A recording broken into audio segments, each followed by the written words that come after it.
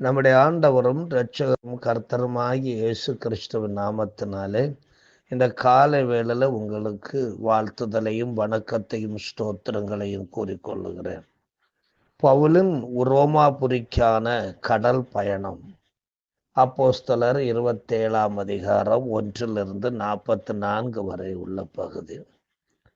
தேவன் ஆலோசனைகளில் ஆச்சரியமானவர், செயல்களில் மகத்துவமானவர். தம்முடைய ஊழியக்காரர்களுக்கு சொல்லாமல் எந்த காரியத்தையும் அவர் செய்வதில்லை.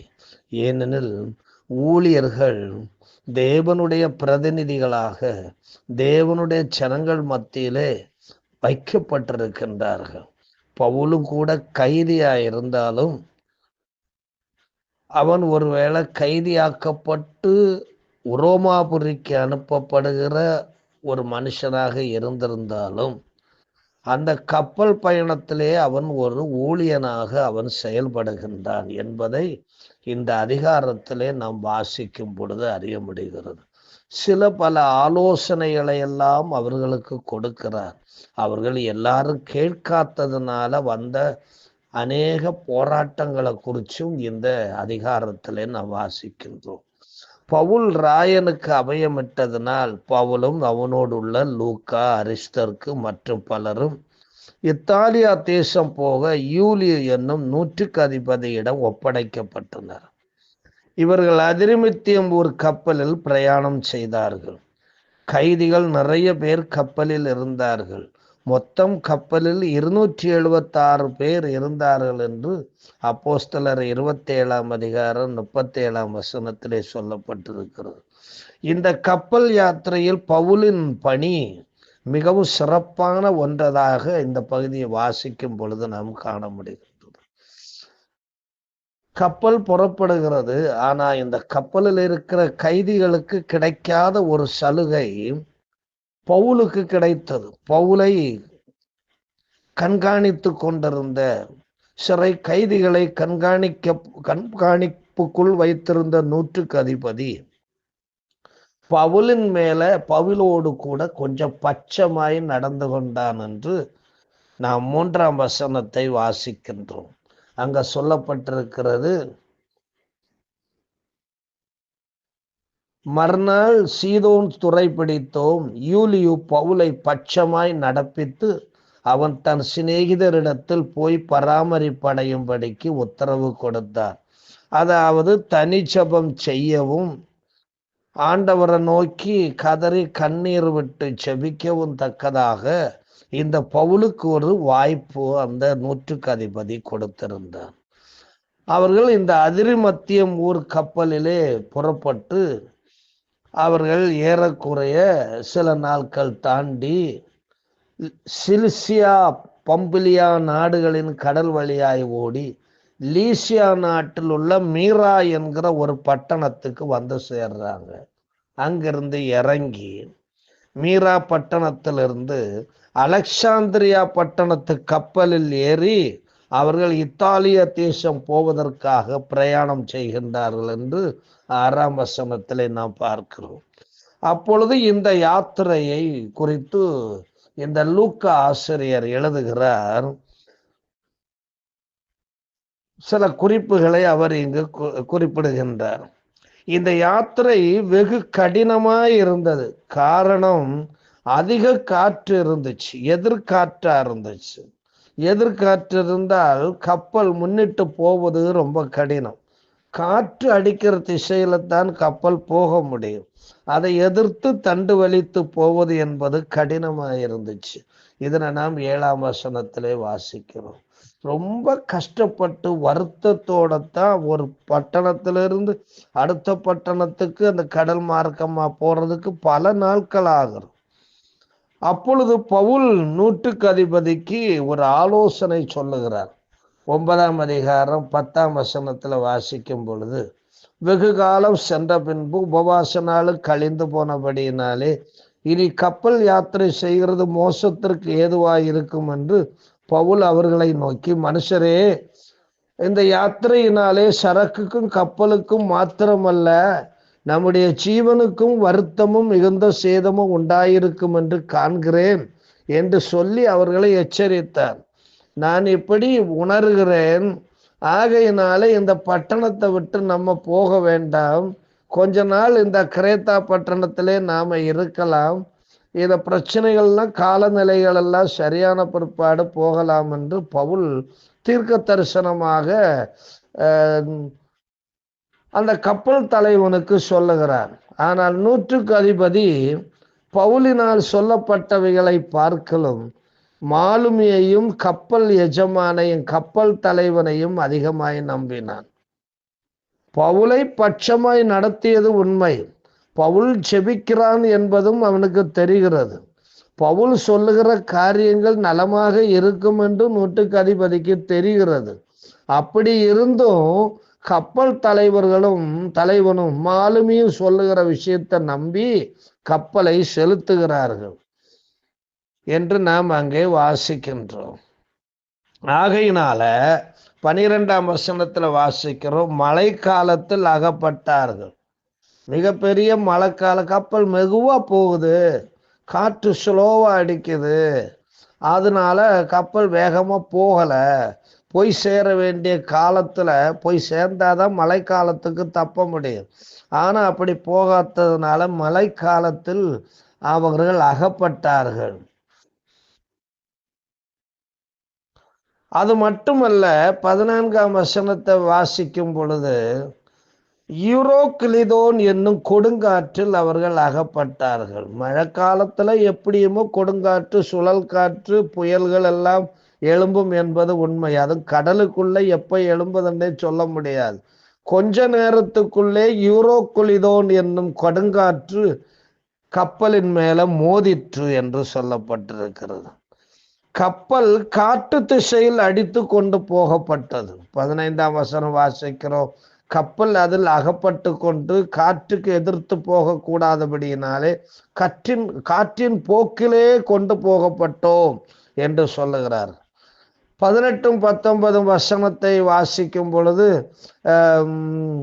கப்பலில் தளவாடங்கள் எல்லாத்தையும் தூக்கி எறிந்து கீழே எரிஞ்சு கடலுக்குள்ள எரிஞ்சு கப்பலை லகுவாக்குறாங்க. அப்படியாவது எதிர்த்து போராடி கப்பலை நம்ம எப்படியாவது நல்ல இடம் பார்த்து நம்ம தள்ளி கொண்டு போகலாம், தண்டு வலிச்சு போயிடலாம், அல்லது நங்கூரம் போட்டு எப்படியாவது கொண்டு போகலாம் என்று நினைக்கிறார்கள். எதுவும் செய்ய முடியவில்லை. சூரியன், சந்திரன், நட்சத்திரம் இல்லை, காரிருளா இருக்கு. மழைக்காலம், காற்றடிக்கிற திசைக்கு தான் போயிட்டு இருக்கு. எங்க போகிறோன்னு தெரியல. இத்தாலியாவுக்கு புறப்பட்டு இப்ப வேற எங்கேயாவது புறப்படுகிற மாதிரி ஆயிடுச்சு. அப்பொழுதுதான் பவுல் 21ஆம் வசனத்துல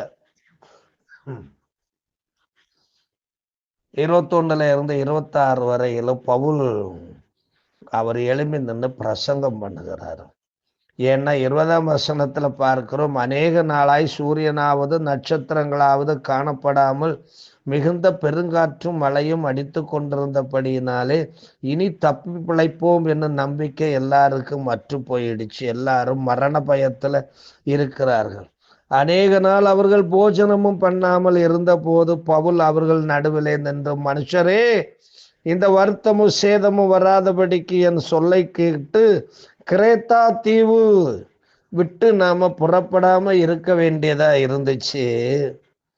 ஆகிலும் திடமனதா இருங்கள் என்று இப்பொழுது உங்களுக்கு தைரியம் சொல்லுகிறேன். நீங்க பயப்பட வேண்டிய அவசியம் இல்லை. என் சொல்ல கேட்டிருந்தேன்னா இந்த பிரச்சனைக்குள்ள அகப்பட்டிருக்க மாட்டோம். நீங்க கேட்கல என்றாலும் கூட நீங்க நம்பிக்கையோட இருங்க, திடமனதா இருங்க, பயப்படாம இருங்க. கப்பல் சேதம் கட்டாயம் உண்டாகும். ஆனா உங்கள யாருக்கு 276 பேர்ல யாருக்கும் மரண சேதம், அதாவது பிராண சேதம் வராது.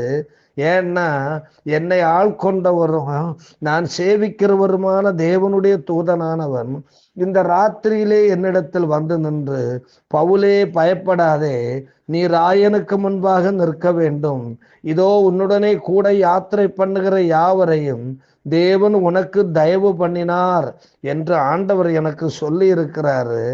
ஆனபடியினாலே மனுஷரே திடமனதாயிருங்கள், எனக்கு சொல்லப்பட்ட பிரகாரமாகவே நடக்கும் என்று தேவனிடத்தில் நம்பிக்கையாயிருக்கிறேன். ஆயினும் நாம் ஒரு தீவிலே விழ வேண்டிய நிலைமை வரும் என்று சொல்லி பவுல் சொல்லுகிறார். பவுல் பரலோக தேவனை நம்புகிற மனிதன். பரலோக தேவன் வானத்தையும் பூமியையும், பூமியில் உள்ள எல்லாவற்றையும், வானத்தில் உள்ள எல்லாவற்றையும் அடக்கி ஆளுகிறவராய் இருக்கிறார். அவர் சொல்ல ஆகும், கட்டளையிட நிற்கும். ஆகையினாலே அவருடைய ஊழியக்காரர்களை கொண்டு ஆண்டவர் தாம் செய்ய வேண்டிய காரியங்களை அறிவிக்கிறார். இந்த நேரத்துல பாத்தீங்கன்னா பவுலுடைய ஆலோசனை இப்படி வந்துடுச்சு. இதை பார்த்து கொண்டிருந்த கப்பல் ஆட்கள் எல்லாம், கப்பலை நடத்துகிறவங்க, இதெல்லாம் செய்கிறவங்க எல்லாம் பயந்து உயிர் பயம் உண்டாகி அவங்க எல்லாம் நைஸா நம்ம கப்பலை விட்டு நம்ம தப்பி போயிடலாம், மீட்பு படகு இருக்கு இல்லைங்களா, மீட்பு படகு பிடிச்சு கீழே நம்ம விட்டு அதுல வழியா நம்ம தப்பிடலாம், இவனும் எங்க போயாவது இவனும் சாவட்டு, எங்கேயாவது பாறையில போய் இந்த கப்பல் அடிபட்டு உடஞ்சி ஒன்றும் இல்லாம போகும். இந்த பவுல் சொல்றது அப்படித்தான் இருக்குது வேற. அதனால இந்த ஆளு சொல்றது பிராணசேதம் வராதுன்னு சொல்றதெல்லாம் நம்ப முடியாது. நம்ம தப்பிக்குவோம்னு அவன் முடிவு பண்ணனாங்க. அப்போ பவுல அதை பற்றி நம்ம அங்க வாசிக்கும் பொழுது தெரியுது. பவுல் நூற்றுக்கு அதிபதியை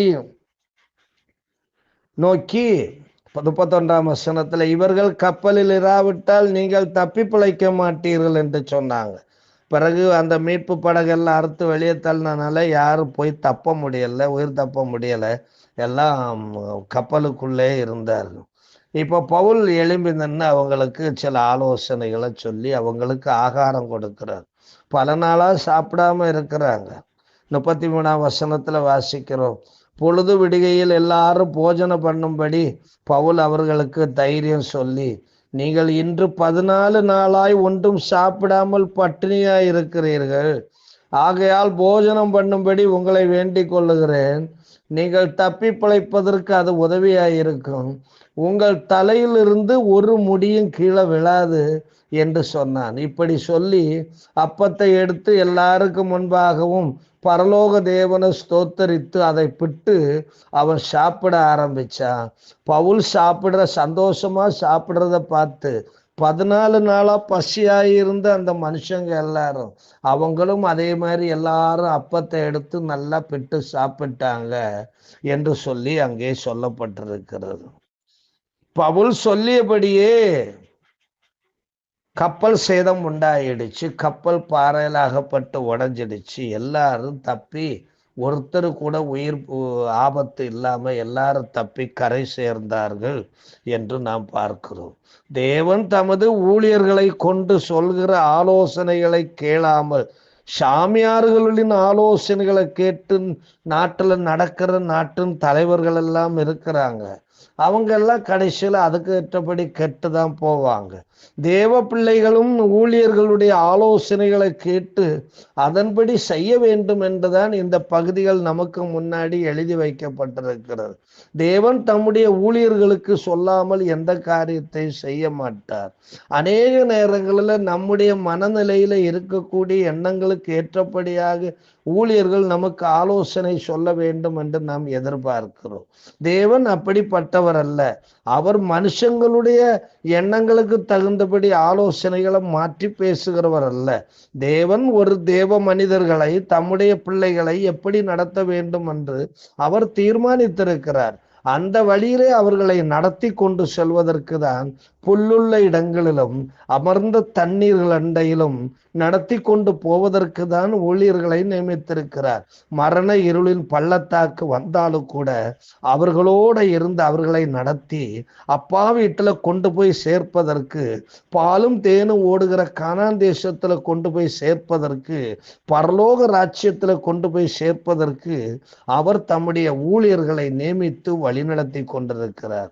நாம் அவர்களுடைய சத்தத்துக்கு செவி கொடுத்து ஆண்டவருடைய வார்த்தைகளை கீழ்ப்படிஞ்சு நடப்போம் என்றால் நமக்கு எந்த சேதங்களும் வருவதில்லை. நாம் சந்தோஷமாக இந்த பூமியிலே வாழ்ந்து பரலோக ராஜ்யத்திலே மகிழ்ச்சியோடு பிரவேசிப்போம். அன்பு நிறைந்த ஆண்டவரே, இந்த காலை வேளையில உம்மை நாங்கள் ஸ்தோத்திரிக்கிறோம். எங்களுக்கு நீர் கற்றுக் கொடுத்திருக்கிற எல்லா ஆலோசனைகளுக்கும் நன்றி. நீர் ஆலோசனையில் ஆச்சரியமானவர், செயல்களில் மகத்துவர். ஆலோசனை கொடுத்து கொண்டு ஒதுங்கி போகிறவர் அல்ல, எங்களோடு கூட வந்து பயணித்து எங்களை வழிநடத்துகிறவராகவும் காப்பாற்றுகிறவராகவும் உதவி செய்கிறவராகவும் ஒத்தாசை பண்ணுகிறவராகவும் இருக்கிறீர். உம்மை நாங்கள் ஸ்தோத்திரிக்கிறோம். ஆண்டவரே, இந்த நாள் முழுவதும் உம்முடைய நாளாக எங்கள் வாழ்விலே இருப்பதாக இயேசு கிறிஸ்துவின் மூலம் கேட்கிறோம் இரக்கம் நிறைந்த பரமபிதாவே. ஆமேன். God bless you.